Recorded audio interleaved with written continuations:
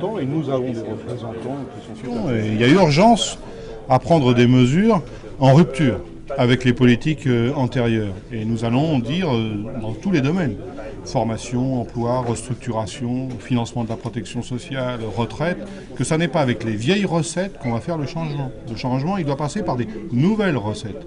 Et dans ces nouvelles recettes, il y a aussi des mesures rapides, immédiates.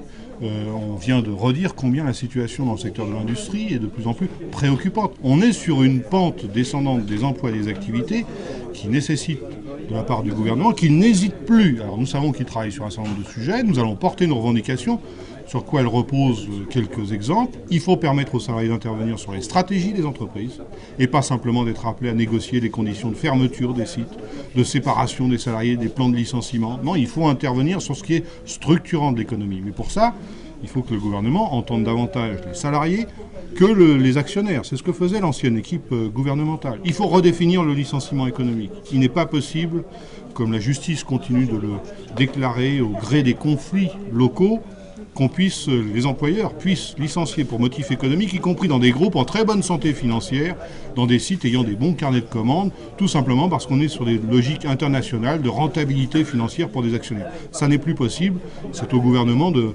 modifier la législation sur ce point. Nous allons naturellement intervenir sur la démocratie sociale. Pour nous, c'est un chantier considérable. Nous demandons une remise à plat de l'ensemble des aides publiques données aux entreprises, 172 milliards d'euros chaque année versés aux entreprises. Nous demandons une mise à plat contradictoire.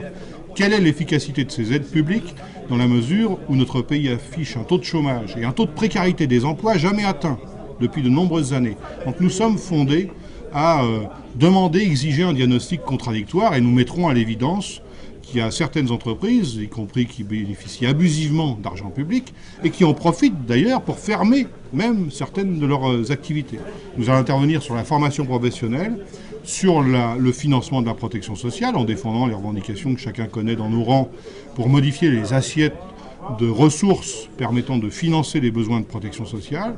Nous allons souhaiter ouvrir une discussion avec le gouvernement sur de nouvelles mesures concernant les retraites. Nous avons combattu la réforme antérieure. Le gouvernement a pris un premier décret pour remettre partiellement en place la retraite, le droit au départ à la retraite à 60 ans pour certains salariés. C'est aussi la conséquence au passage de notre mobilisation de 2010.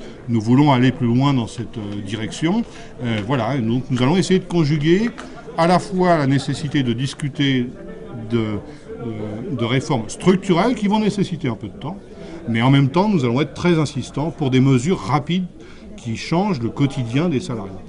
Nous préconisons, nous, d'avoir un plan national qui se donne pour objectif la création d'1 million d'emplois à moyen terme. Ça n'est pas du tout aberrant selon nous, mais ça nécessite un pilotage des pouvoirs publics, un État stratège qui, par exemple, reprend le concept de filières d'activités dans lesquelles nous sommes tout à fait habilités à faire des propositions, à soumettre nos projets locaux, voire nationaux. Nous l'avons fait dans plusieurs domaines, et avec des outils de financement dans lesquels, là aussi, les organisations syndicales aient un rôle à jouer pour que demain, plus aucun moyen public ne soit diffusé à quelque entreprise que ce soit, sans qu'on ait un élément d'appréciation sur les conséquences en matière d'emploi, de politique sociale ou salariale.